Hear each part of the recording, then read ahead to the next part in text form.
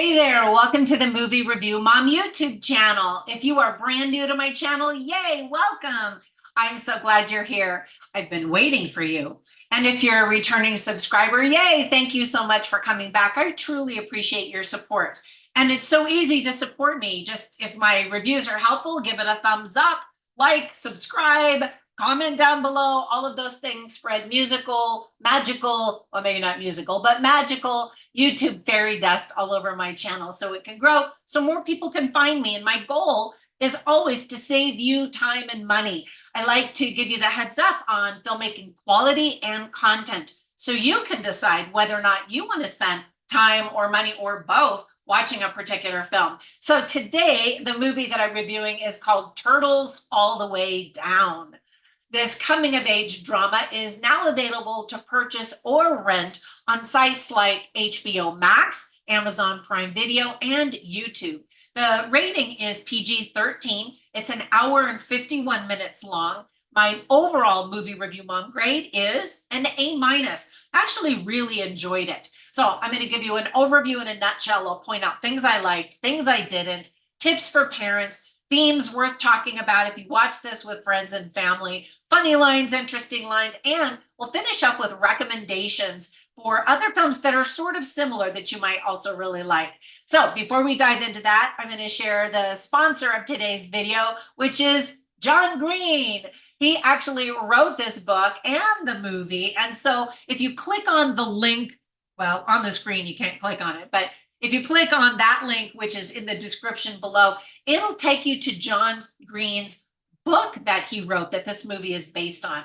So somehow John Green knows how teenage girls think. This is another insightful, funny movie written by him based on one of his popular books of the same name. And I love that he has a small cameo moment in the movie too.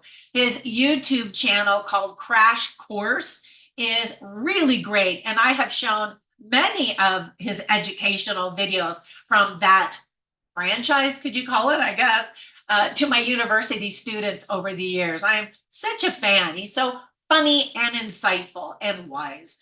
So this dramatic romance was directed by Hannah Marks. John Green's screenwriting team included Elizabeth Berger and Isaac Aptaker. I thought this movie was extremely thoughtful and funny. So quick tips for parents. There are some crude conversations about a male body part, which is unnecessary. We have to read a lot of texts that teenagers write to each other. You know, we see on the screen. We see a teenage couple making out on a couch. We learn that two of the teens lost a parent and met at a special camp when they were younger to help them deal with their grief. And I love that camps like that exist. And it breaks my heart when young kids lose their mom or dad, but especially their mom. It's just heartbreaking. So some of the themes that are illustrated really well are OCD, anxiety, free will, overthinking, germs, being self-absorbed, negative self-talk, friendship, control, hope, and supporting others. Now, onto the list of things that I really liked about this movie. Isabella Merced is fantastic in this. I think I first noticed her when she played the iconic character Dora the Explorer in the live action movie. Did you ever see that? I thought she was adorable. Cree Kicino stole the show. The actress from Queens got her start as a dancer, but she truly shines as a wisecracking teenager. She's also a singer who hopes to launch an album at some point, claiming that Rihanna is her inspiration. And fun fact, she has a twin sister named Joyce. So when are we going to see Joyce? I don't know, but I thought that was awesome because I have a twin sister as well. I know, two of me, right? Other cast members who do a really great job are Felix Mallard, Malik Johnson, J. Smith Cameron, and Judy Reyes. Really, the whole cast was really fantastic. I said really, really too many times. There is so much wisdom in this film, as I explained earlier, especially for people who struggle with anything, honestly. And that pretty much includes everybody, but especially those with anxiety, depression, OCD. this movie can really speak to their hearts. The ending of the film is very sweet. Really, throughout the film, your heart goes out to this protagonist, this teenage girl who is struggling in so many different ways. I love that the movie doesn't attempt to solve Aza's issues. Aza is the protagonist, or tie up everything in a nice, perfect bow, because life isn't like that. And in that regard, I felt this movie was very realistic. OCD is complex, and the movie does a fantastic job helping us to understand how someone with OCD thinks and struggles so much with their own thoughts. I think a lot of people with OCD, especially teens, will feel seen and understood in this movie. And for that, thank you, John Green. Now, I haven't read the book that this movie is based on, but I hear that the movie is a very good representation of the source material, and it stays very close to what happens in the book. So if you like the book, I think you're really going to like this movie. And the movie does some things that a book just can't do. Now, I know that's crazy because I'm an author of 31 books, shameless plug. You can find them all on Amazon, by the way. But normally books are better, but I think that teens who might maybe struggle with OCD or anxiety or depression will be able to see things represented in the film in ways that maybe they couldn't see it in the book. I love that teens talk about going to college in this movie. Two of them visit a university to attend a famous professor's lecture. So Aza, the main character, lights up with immense joy, which is something I feel whenever I learn something new. I feel like I finally woke up when I first went to college as an undergraduate. For the first time, I truly wanted to learn and understand everything, not just do assignments to get a good grade. And as a current university professor myself, I truly believe in higher education and ultimately in lifelong learning. Now, I also recognize that going to college isn't just about learning stuff and getting the degree, while that is great and important, but it's learning to live on your own, possibly for the very first time, learning how to get along with roommates, possibly for the first time, and having new experiences and new thoughts and rubbing shoulders with people who are what you want to be or who are doing what you want to do, that kind of thing. There's so much that can be gained from a college experience. Now, with all of that praise, I really can only think of just a few tiny things that I didn't like. For example, the movie is described as a girl with OCD and how she helps solve a mystery. Now, the mystery itself is a super small element of the story. It's there, but it's very sidelined. And I kind of thought the whole movie was going to be this mystery. So just gauge your expectations with that little nugget of information. I think that the movie poster could have been so much more compelling. It's hard to know if the two girls that are featured on it are best friends or lesbian lovers. I mean, you just don't know anymore. And I like the stack of turtles because obviously that's the name of the film. And I'm not going to give you any spoilers on what that means and how that title came to be, but I think it's clever.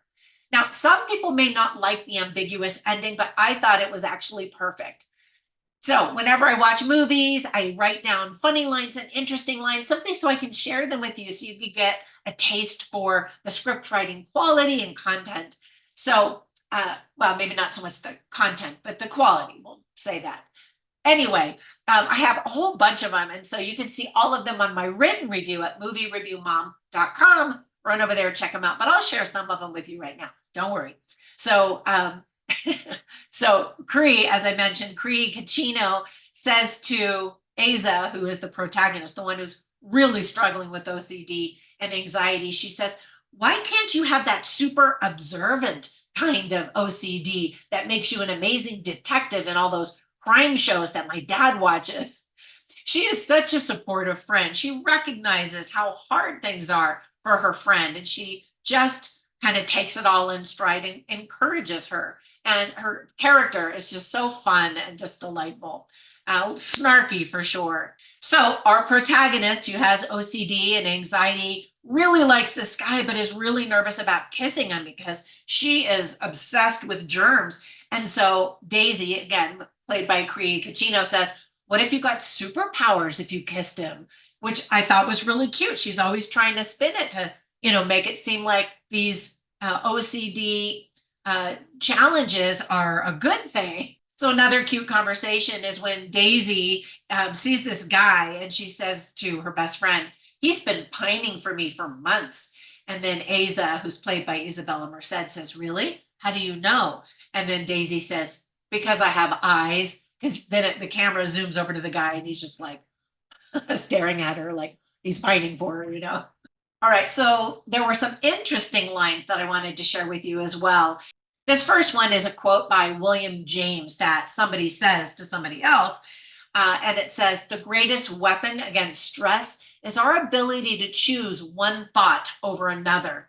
And I thought that was such great advice and such a great reminder, especially for those who are struggling with anxiety, OCD, depression. We can go into these negative spirals, and I've done it too. All of us do, where we go on a pity party and it just spirals down, right? And these thoughts overcome you and you believe them. And so there is great strength and power and control when you can choose a positive thought over a negative one. And then this was an interesting line that was repeated several times, and I'm still trying to decide if I agree with it or not. So Davis, who's the cute guy who's played by Felix Mallard, says, no one ever says goodbye unless they want to see you again. And I thought, is that true? I don't know that I believe that, or if I agree with that. What do you think? It sounds like something that a character would say in a movie. And at the time you're like, yeah, but then when you think about it, you're like, I guess it depends on how you say it too. If you're like, goodbye, like good riddance, you never want to see that person again. I don't know. Anyway, it's an interesting line. So another conversation that's really interesting is between Felix Mallard's character and Isabella Merced's character. And they became really close friends when they went to that camp when they were younger, when both of their parents died. And so Davis says to her, how come it's so easy to talk to you? She says, I don't know, maybe it's because our hearts are broken in the same places. And when she said that, I was like, oh, but that is true. And I think when we do have a loss, that it's so important to be surrounded by other people who know what that feels like. There's a companionship that's so needed to be understood in that very difficult time is so important. All right, let me share two more lines with you. One is a sign that's written on a wall at an art exhibition. And I'd never heard this before, and I thought it was actually really wise. It said, it's not how you die, it's who you die.